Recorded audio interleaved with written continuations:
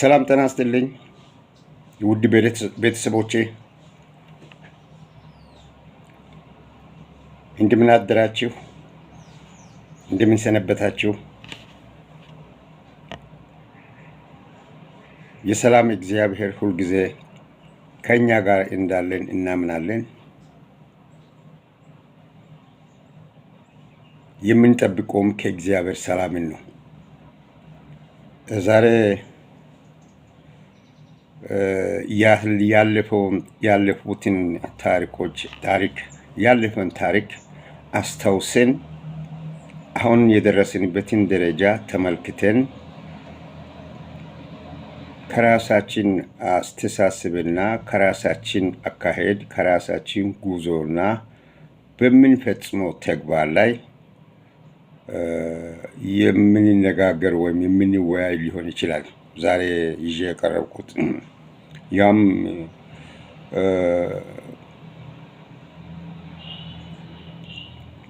መሰረታዊ ሀሳቡ ለሁሉም ጊዜ ያለው የሚል ይሆንና የሚጀምረው ከ1953 እስከ 2013 ድረስ ባለው አሁን በደረስንበት ዘመን የተፈጸሙትን ድርጊቶች አሁን እየተፈጸሙ ያሉ ሁኔታዎችን በማመዛዘን እንወያያለን። ምንድነው ለለውጡ? ምንድነው ያሳየነው እድገት?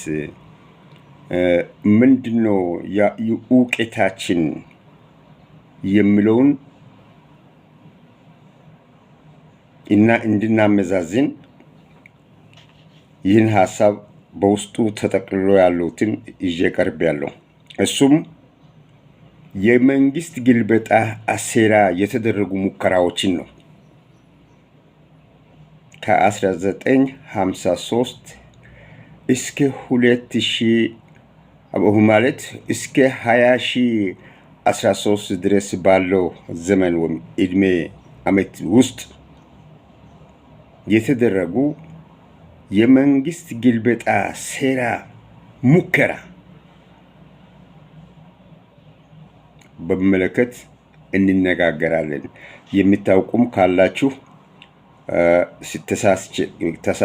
ተሳስቼ ማብራራ ከሆነ አይደለም ያላችሁ ትክክልም ከሆነ የማታውቁት አውቃችሁ ከተግባሩ ለመቆጠብ እንድንችል ለማሳሰብ ፈልጌ ነው። 1953 የተወለደ ልጅ በአሁኑ ሰዓት እድሜው ስንት እንደሚሆን መገመት አቅታችሁ ከ53 እስከ 1953 እስከ 2013 ድረስ ያለው ልጅ እድሜ በጣም ከፍተኛ ነው። እኔ ጌታ ወደ 40 ዓመት የሚገባ ነው። ከ40 በላይ ሊሆን ይችላል። ስለዚህ እንግዲህ ያንን ጠንቅቀን ልናውቀው ስለሚገባ ነው ይሄን ለውይይት ርዕስ ይዤ የቀረብኩት። ነገር ግን ከዛ በፊት ማሰብ የሚገባንን አንድ ልብ የሚነካ ነገር መንፈሳዊ ህይወቱ ውስጥ ወይም ሰው ልጅ በተፈጥሮ ያለውን እውቀት ክህሎት በማዳበር ማሰብ የሚገባውን እንድናስበው የምናስብ ከሆነ ግንዛቤ ሊያስጨብጠን እንዲችል አንድ ነገር ሊነግራቸው ይፈልጋሉ። ይህም ነገር በእኔና በአንተ የተጀመረ እኔ ዛሬ የሚፈጥረው ሰው ሳይሆን በሳይንስ ሂስ ታሪክ ጂኦግራፊ ወይም ኬሚስት በትምህርት ቤት አስልቶ አውጥቶ አውርዶ ጽፎ ያስተማሩኝ አይደለም። የነበረ ነገር ከሰማሁት ጋር ያነበብኩትን ነው። እኔም አባቴም ዛሬ 2013 ነው። ከ2013 በፊት 400 ዓመት ከ2053 ዓመት በፊት የተደረገ ነው አሁን ሊነግራችሁ የተነሳሁት። ለምን ቢባል 20413 ዓመት 20413 ዓመት በፊት የነበረ ነው። ይቅርታ ዓመተ ምሕረቱን እያሰላችሁ ሂዱ። ለምን ቢባል በዓለማችን የመንግስት አመሰራረት ወይም በንጉስ ወይም በመሪ መተዳደር የተጀመረበትን ወቅት ብዙዎቻችን ላናውቀው እንችላለን። ግን በዚህ ጉዳይ ላይ እውቀት ያላቸው ሰዎች ቅደም ተከተሉን አስይዞ ሊነግሩን ይችላሉ። ነገር ግን እኔ ዛሬ ለማንሳት የፈለጉት ከዳዊት ንጉስ ዳዊት ጀምሮ ንጉስ ዳዊት እንዴት ንጉስ እንደሆነ በምን ሁኔታ ሊሆን እንደበቃ በንጉስ ዳዊት ላይ የተነሳው እና በእግዚአብሔር እንዴት እንደረዳው ለማስታወስ ያህል አንድ ነገር ማቅረብ ይፈልጋለሁ።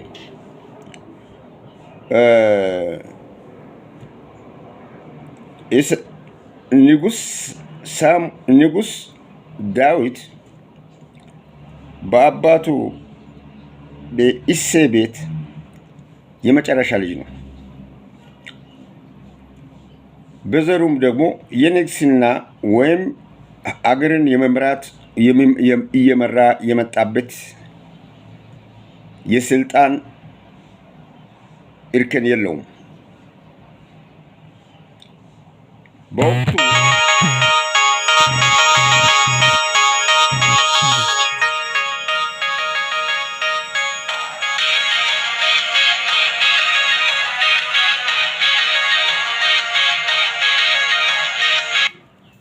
Hello?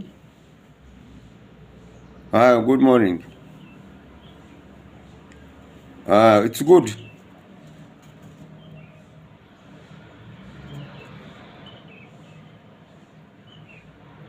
No, talk with Daniel. I told him for Daniel, talk with Daniel.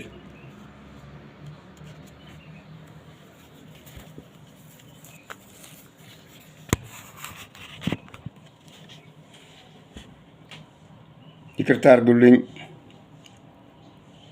አንዳንድ ጊዜ መሰናክል አይጠፋም። የስልክ ጥሪ መካከል ላይ ገብቶብኝ ነው። ቢሆንም ካቆምኩበት ይጀምራለሁ። ሐሳቤ በራሴ ቅደም ተከተሉን ይዤ መናገር ይችላለሁ። ወደፊትም አላልፍም፣ ወደ ኋላም አልመለስም። ካቆምኩበት ቦታ ይጀምራለሁ። በዛም ወቅት የነበረው ንጉስ ሳኦል የእስራኤል ንጉስ ወይ በእስራኤል ውስጥ በኢየሩሳሌም የነበረው ሳኦል ነው። ንጉስ ሳኦል ንጉስ ነው። ንጉስ ሳኦል በእግዚአብሔር ላይ እና በእግዚአብሔር ሕዝብ ላይ የሚፈጽመው ተግባር በእግዚአብሔር ፊት ስለደረሰ እግዚአብሔር ነቢዩ ሳሙኤልን አዘዘ። ነቢዩ ሳሙኤልን ከእሴይ ልጆች መካከል ሄደህ ቀባው ለእስራኤል ንጉስ እንዲሆን ብሎ ንጉስ ሳሙኤልን እግዚአብሔር አዘዘ። እግዚአብሔርም ቀደም ብሎ ንጉስ ዳዊትን ልጅ በነበረ ሰዓት በግ ሲጠብቅ መርጦታል በራሱ። ንጉስ ነቢይ ሳሙኤል በእግዚአብሔር ትእዛዝ ነው መጥቶ ማነጋገር የቻለው እና መጥቶም ዳዊትን አይደለም ያነጋገረው። የዳዊትን አባት እሴይን ልጆችን አቅርብልኝ ነው አለው። እሴይም ሁሉንም ልጆች ከታላቅ እስከ መጨረሻ ድረስ ዳዊትን አስቀርቶ አቀረበለት። እሱም ተመለከተ። ሁሉንም አይደለም ይሄ ሲያቀርብ አይደለም ታላቁን አቀረበ አይደለም ይሄ አይደለም ብሎ እግዚአብሔር አልመረጠውም እያለ ሁሉን ከተመለከተ በኋላ የሌላ ልጅ የለውም ሲል አንድ በግረኛ አለ ያለው አምጣሉት አመጣ። በግረኛውን ዳዊትን አመጣ። ዳዊትን እግዚአብሔር የመረጠው ልጅ ይሄ ነው አለ። እንግዲህ ወንድሞቹ አሉ ብዙዎች፣ አባት አለ። እግዚአብሔር የመረጠው ልጅ ይሄ ነው ሲል ዳዊት ነቢይ ሳሙኤል ፊት ተንበርክኮ ከነበረበት የነቢይ ሳሙኤልን ፊት አየ። ዞሮ አባቱን አየ። ቀጥሎም ታላላቅ ወንድሞቹን ተመለከተ ፊታቸውን። ነቢይ ሳሙኤል ዘይቱን ሊቀባ ሲዘጋጅ ለምን እኔን መረጥከኝ? ለምንድን ነው እኔን የምትቀባኝ? አባቴ አለ፣ ታላላቅ ወንድሞቼ አሉ። ከነሱ እኔ በምን በልጬ ነው እኔን የምትቀባው ብሎ ሲል ነቢይ ሳሙኤል ሊቀባ በተዘጋጀበት ወቅት ላይ የዳዊት ታላቁ የሁሉም ታላቅ ወንድሙ አንተ በእግዚአብሔር ነቢዩን እግዚአብሔር ልኮት ነው አንተን የመረጠው በእግዚአብሔር ትእዛዝ ስለሆነ ከኛ መሃል አንተ የተመረጥክ ስለሆነ ነቢዩ የሚልህን ስማ፣ ነቢዩ የሚቀባህን ዘይት ተቀባ ብሎ ሲል ፊቱን ከታላቅ ወንድሙ ፊት መልሶ አባቱን ሲመለከት አባቱ ዝም ሲል ነቢዩ ሳሙኤል ዘይቱን ቀባው። ዘይቱን ከቀባህ በኋላ የዚህ የዳዊት ጥያቄ ስለገረመው እጁን ሰንዝሮ በላዩ ላይ ጣቱን ቀስሮ ከእንግዲህ ወዲህ ከወንድሞችህ ጋር በሰላም በማንኛውም ሁኔታ የሚሉትንና የሚያደርጉትን በፍቅር አብራችሁ በመስማማት አንተ በእግዚአብሔር የተቀባህ ስለሆነ እንግዲህ ነቢይ በዘመኑ ከንጉስም በላይ የሚከበር ስለሆነ በእግዚአብሔር ኃይል የተቀባ ስለሆነ ብሎም መርቆት ተመልሶ ሄደ። ዳዊትም በዛ ወቅት ላይ ከተቀባ በኋላ በአባቱ ቤት ያው መደበኛው አገልግሎት እየሰጠ ነው ስለሆነ የነበረው በወቅቱ የነበረው ሳኦል ከማንኛውም ነገር ጦርነት ሲነሳም ከእግዚአብሔር የመጣ መልእክትን ካለ ጠይቆ የሚረዳው ከነቢይ ሳሙኤል ነው። ሳሙኤልም ከዳዊት ጋር ያለው ሪሌሽን በጣም እጅግ የሰፋ ነው።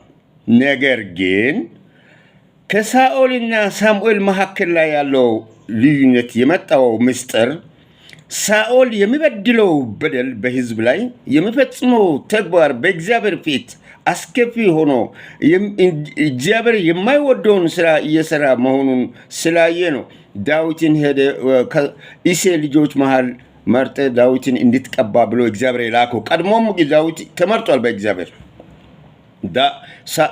እዛን ሰዓት ሳኦል ይህን ምስጢር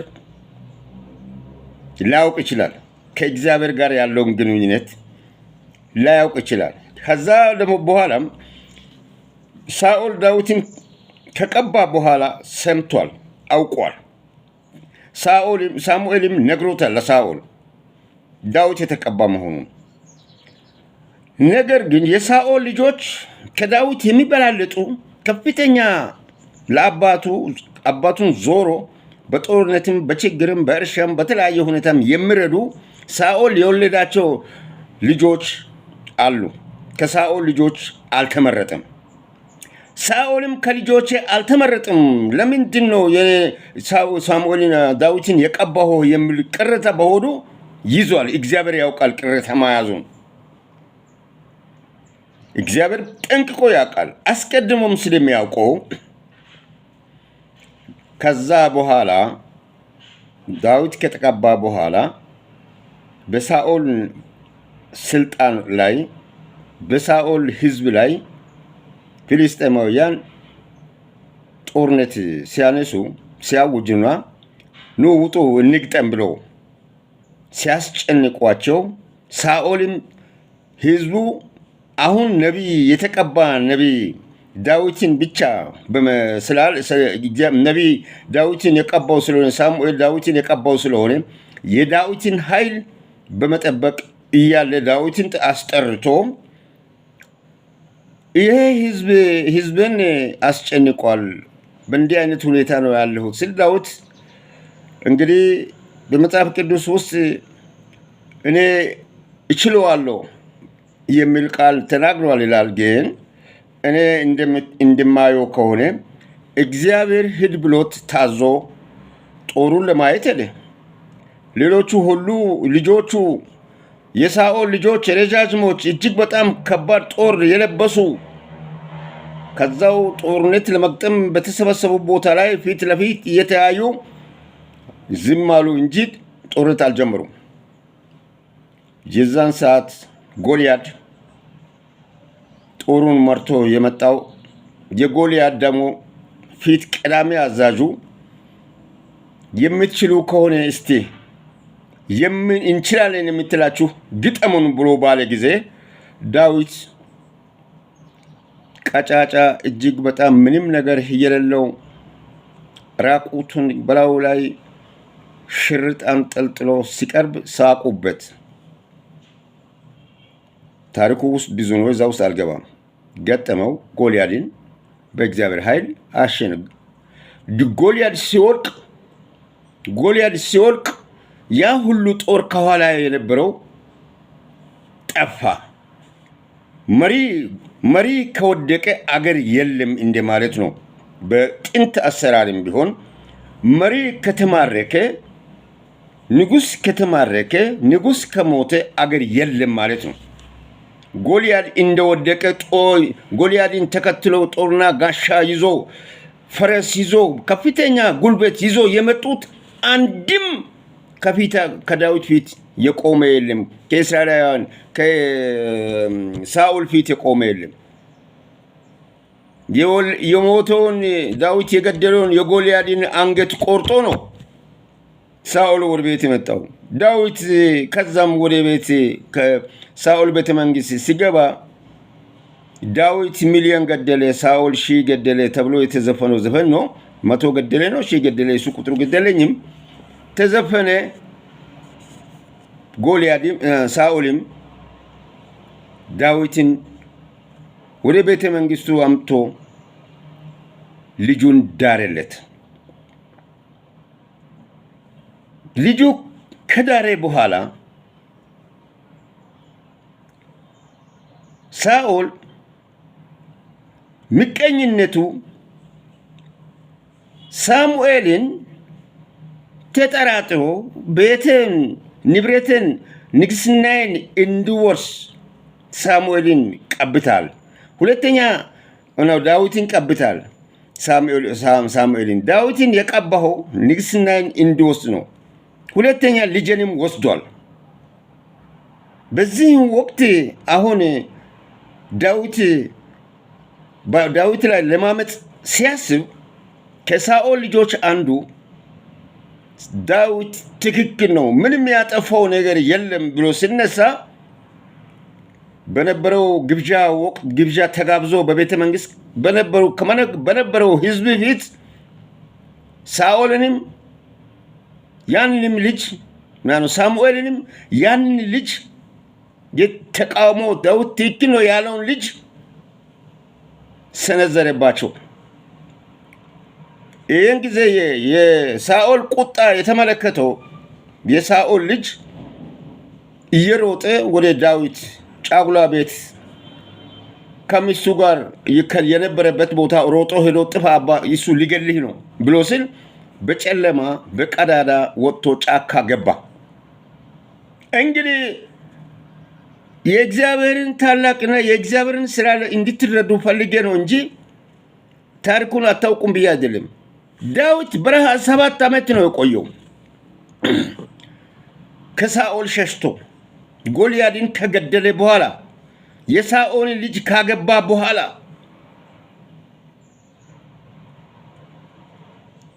ከዛም በረሃ ውስጥ ጎልያድ ሳኦል ዳዊትን አስሶ ለመግደል ለማጥፋት ሰራዊት አስከትሎ ጦርና ጋሻ ይዞ ሲፈልግ ዳዊት በነበረበት አካባቢ ውስጥ የእግዚአብሔር መንፈስ ለዳዊት ኃይል ሰጠ። ምን አይነት ኃይል? ዕውቀት ሰጠ። ምን አይነት ዕውቀት? በረሃ ውስጥ ነው፣ ጫካ ውስጥ ነው ያለው። አልተዋጋም፣ ጦር የለውም። ሳኦል ሰራዊቱን አስከትሎ ማታ በተኛበት ቦታ ላይ ዳዊት ከተኛበት ያን ሰራዊት ሁሉ ከቦት በተኛበት ቦታ ላይ ጎራዴውን የንግስና ጎራዴውን ከእጁ ስር ፈልቅቆ አውጥቶ ወሰደበት። ይሄ ምታት ወይም ኃይል ከፍተኛ ነገር ካሉ የእግዚአብሔር እሱን ዳዊትን የሚረዳ መንፈስ ተልኮለት ነው እንጂ በምንም ኃይል ይሄን ማድረግ አይችልም። በሰው ሰውነት ስጋ ለባሽ ማድረግ የማይችለውን ነው። ብረት ለበሱን ጦርና ጋሻ ሰራዊት ያስከተለውን ከተኛበት ማታ ሌሊት ገብቶ ከተኛበት ጋሻውን ከእጁ ወሰደበት። ከዛ ጠዋት ጥሩምባ ስነፋ ያው ዳዊትን ፍለጋ ጫካ ውስጥ ጥሩምባ ስነፋ ሳኦል ስነሳ ዳዊትን አገኛችሁ እንዴ አለ። ዳዊት ግን አላገኘንም፣ እኛ ወራ ግራቆኝ ነበረ እንደዚህ አካባቢ መንፈስ አይደለም መቼም ዳዊት ሰው ነው ነበረ ወይ እዚህ መጥቷል ወይ አላየንም አሉ። ሲመለከት ጋሻው የለም፣ ጎራዴው የለም። ጋሻ አይደለም ጎራዴ ነው። ጎራዴው የለም። ተደናግጦ እያለ ዳዊት ተራራ ላይ እጅግ ከፍተኛ ቦታ ላይ ቆሞ ማን ነው ንጉሥ ብሎ ጠየቃቸው። ዝም ሲሉ እኔ ንጉሥ ነኝ አለ ዳዊት። በእግዚአብሔርም የተመረጠ መሆኑን ያረጋገጠው እኔ ንጉሥ ነኝ። የንጉሱ ጎራዴ የት አለ ብሎ ጠየቀ። የንጉሱን ጎራዴ በእጁ ይዞ ነው የጠየቀው። ዝም አሉ። የንጉሱ ጎራዴ ይሄው ብሎ ጎራዴውን በእጁ አንስቶ አሳያቸው። አሁን እኔ ንጉሥ ነኝ አለ። ደነገጠ። ጦሩ በሙሉ የተከተለው ጦር ተዋረደ። ልክ እንደ ጁንታው ውርደት ተዋረደ። አሁን ሸፍቶ ጫካ ጉድጓዱ ያሉትን አትመልከቱ፣ ተዋረዱ። ከዛ በኋላ ይገለው ነበረ፣ አልገድልም። መግደል ይችል ነበረ፣ አልገደልኩም ስል ማረኝ ልጄ ማረኝ ብሏል። ሳኦል ማረኝ ብሏል። ኃያልነቱና የእግዚአብሔር ኃይል መኖሩን ስለተረዳ ማረኝ ብሎ ተንበረከከ። ሲንበረከክ ከላይ ካለበት ተራራ ጫፍ ላይ ጎራዴውን ዝግዛግ ሲወረውር ጎራዴውን መጥቶ መሬት ላይ ሸጥ ብሎ ሲቆም ሁሉም ሰራዊት ሸሸ። ከሳኦል ልጅ አንዱ ሰራዊቱን ሂዱ ወደ ቤታችሁ ብሎ ጎራዴውን ከቆመበት አንስቶ ሳኦል አሁን ከተንበረከከበት ቦታ ላይ ዳዊት ልነሳ ወይ ብሎ ጠይቆ ነው ከተንበረከከበት ቦታ ላይ የተነሳው እና ወደ ቤቱ ይሄዱ። አብሮ ከዳዊት ጋር ይሄዱ። ብቻውን ይሄድ። የተሸነፈ ጦር ተፍረክርኮ የሳኦል ጦር ተበታትኖ ነው የሄደው። ልክ እንደ ጁንታው ጦር አሁን የተበተነው ተበታትኖ ነው የሄደው። ዳዊትን ለመግደል ጫካ የገባው። አሁን እዚህ ላይ ለማለት የፈለኩትና እንድታስታውሱ የሚፈልገው ዳዊት ሳኦል ጦርና ኃይል ጉልበት በልጦ አይደለም። እግዚአብሔር መርጦታል። በእግዚአብሔር በመረጠው ኃይል ላይ ሳኦል የእግዚአብሔርን ኃይል ንቆ ዳዊትን ለመግደል አካኬ ዘራፍ ብሏል። ብዙ ነገር ሰርቷል። ዳዊትን ፍለጋ ከመውጣቱ በፊት ነቢዩ ሳሙኤልን እና ነቢይ ሳሙኤል ጋር የሚቀድሱትን ምን እንዳደረገ ወደዛ ታሪክ አልገባም። እሱም በሌላ ጊዜ እነግራችኋለሁ። ነቢዩ ሳሙኤልን ምን አድርጎ ዳዊትን ለመግደል ጫካ እንደገባ አሁን የሚደረገው ድርጊት የሚፈጸመውን ድርጊት እንድታስታውሱ ከዛሬ ስንት ሺህ ዓመት በፊት የተደረገ ነው እያወራ ያለሁት። ልክ በፊልም እያየሁ የምናገር አስመስዬ ነው ማቀርብላችሁ። ዋሽቼም ከሆነ ታሪክ ምስክር እንዲሆን የተቀመጠ አለ። አሁን ይህን በዛ በኩል እግዚአብሔር በመረጠው ላይ የተነሳው ሳኦል አወዳደቅ ከዛ አላልፍም። ሳኦልም ከወደቀ በኋላ ዳዊት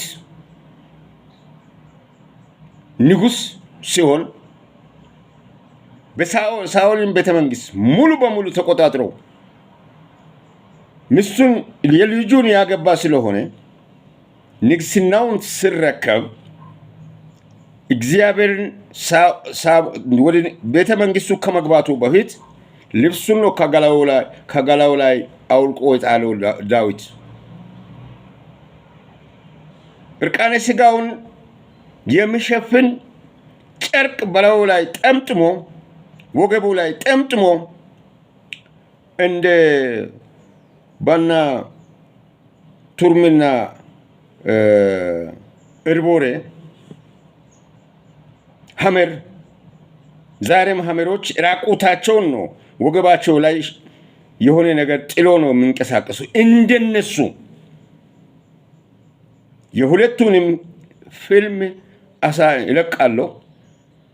እንደነሱ ወደ ቤተመንግስቱ ከመግቢያ ባር በጣም ከፍተኛ ሰፊ የሆነውን ቦታ በሙሉ ራቁቱን እየጨፈረ እየደነሰ እያመሰገነ ለሰው ግራ እስከሚገባው ድረስ ታሪክ ሁሉ የእግዚአብሔርን ክብር፣ የእግዚአብሔርን ኃይል፣ የእግዚአብሔርን ታላቅ መግለጽ በሚችልበት አቅጣጫ ሁኔታ በሙሉ ላብ ጠብ እስከሚለው ድረስ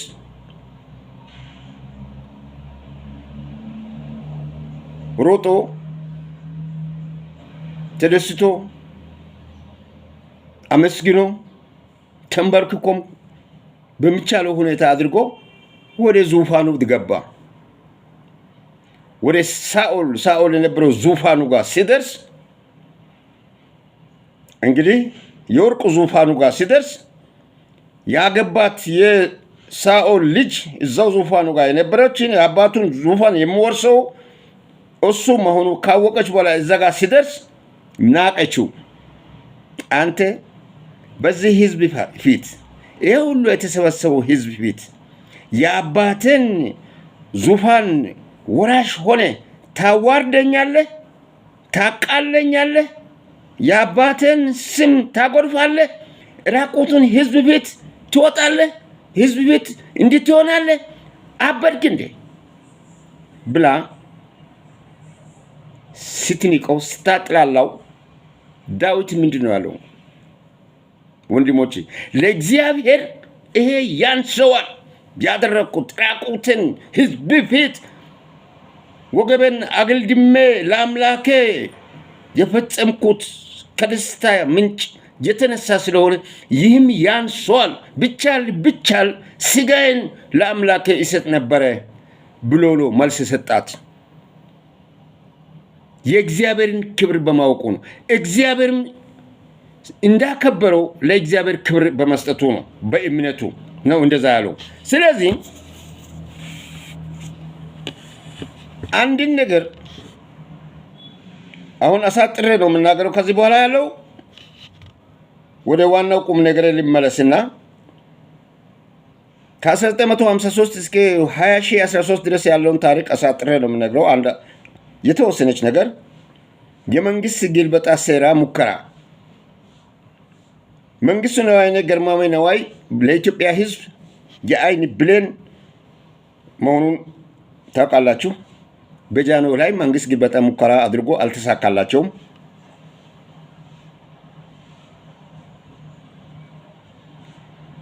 ብዙ ጊዜ ከዛም በኋላም ጃኖች ስልጣናቸውን ከወረዱም በኋላ በመንግስቱ ኃይለ ማርያም ላይ የተደረጉ ሙከራዎችን ለእናንተ በዝርዝር ማቅረቡ እስከነ ጀነራሎቹ 81 ድረስ አልተሳካም። ምንም ሊሆን አልቻለም። ክንፈና አበሮቹ በመለስ ላይ የፈጸሙትን እንቅስቃሴ ታውቃላችሁ። አልሆነም። በእግዚአብሔር ትእዛዝ ካለ መሆኑ የተነሳ አልሆነም። ለማና መሰሎቹ አብይ ላይ አሁን ያንጃበቡትንና የፈጸሙትን ተግባር ታያላችሁ። እንግዲህ እግዚአብሔር ያላለው ነገር እግዚአብሔር ካልሆነ እግዚአብሔር ሁን ያላለው ነገር የማይሆን መሆኑን እንድትረዱ ፈልጌ ነው። ጃንሆይ ከዛ በኋላ በእግዚአብሔር የወሰነ ስለሆነ በእግዚአብሔር ውሳኔ ከስልጣናቸው ወርዷል። መንግስቱ ኃይለ ማርያምም አፍሪካን በሙሉ ማስተዳደር የሚችል ጦር ይዞ በእግዚአብሔር ስልጣን በእግዚአብሔር እውቀት በእግዚአብሔር ጊዜ ስለሆነ ከስልጣኑ ወርዷል።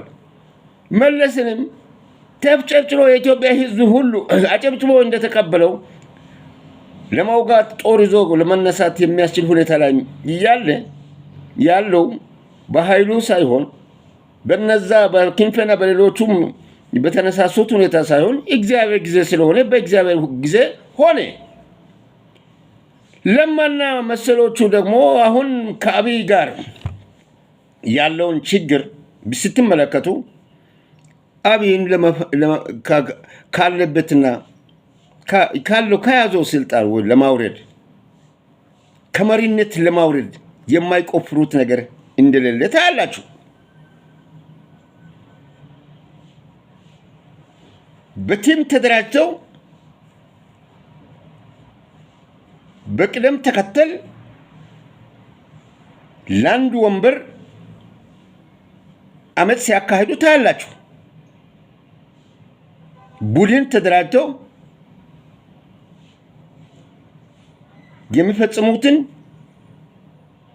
ግሩፕ ታያላችሁ።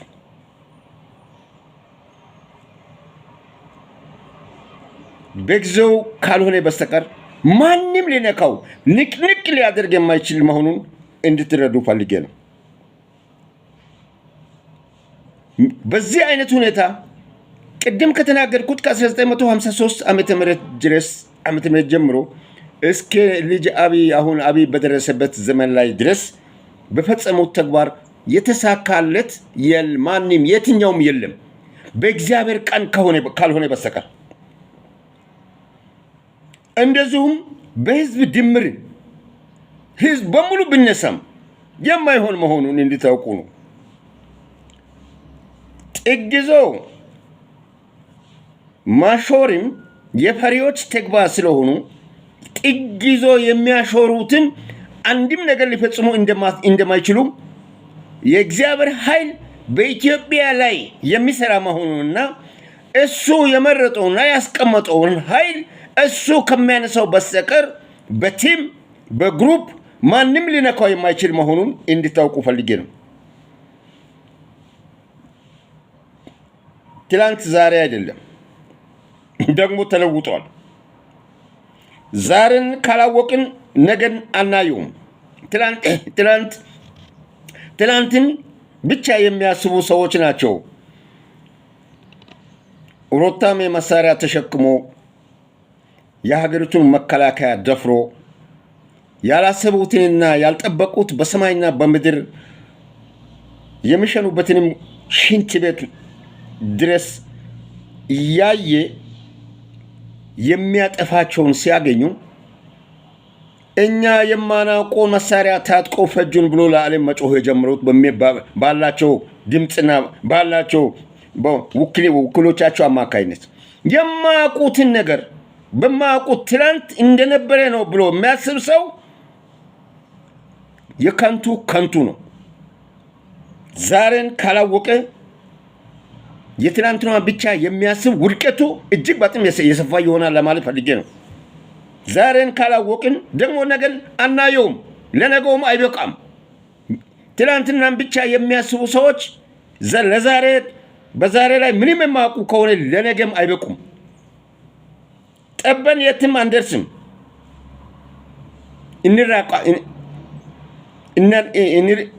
እንራቆታለን እንጂ ጠበን የትም አንደርስም።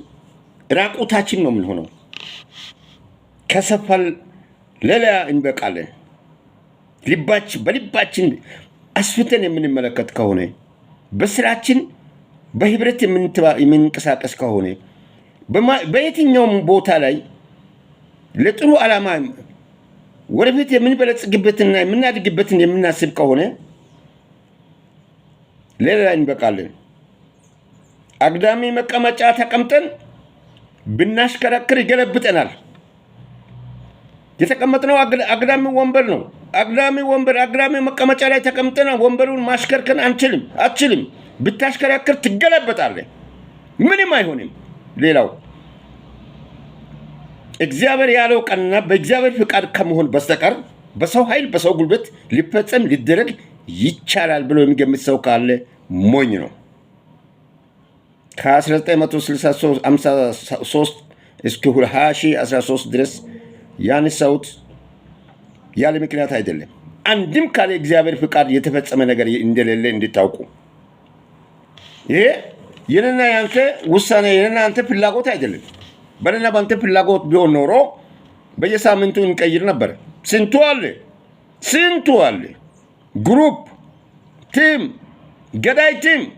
ገዳይ ግሩፕ፣ ጥላቻ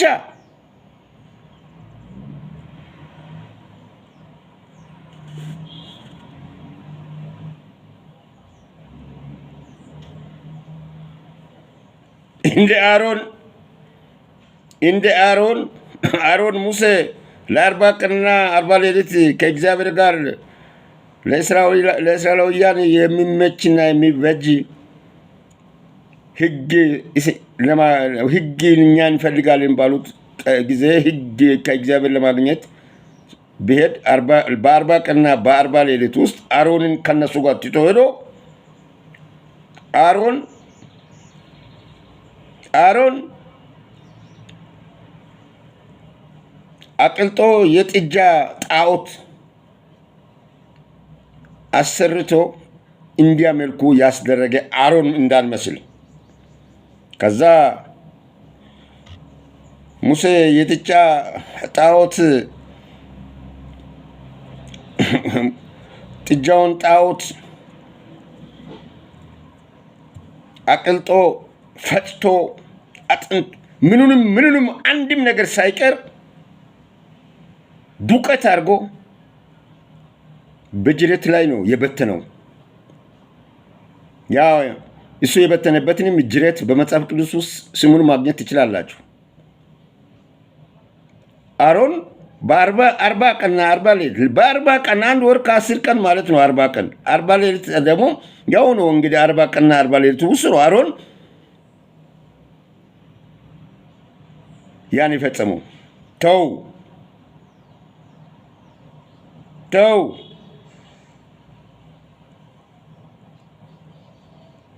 የእግዚአብሔር ቁጣ አባይ ወንዝ ላይ መዳበሪያ አድርጎ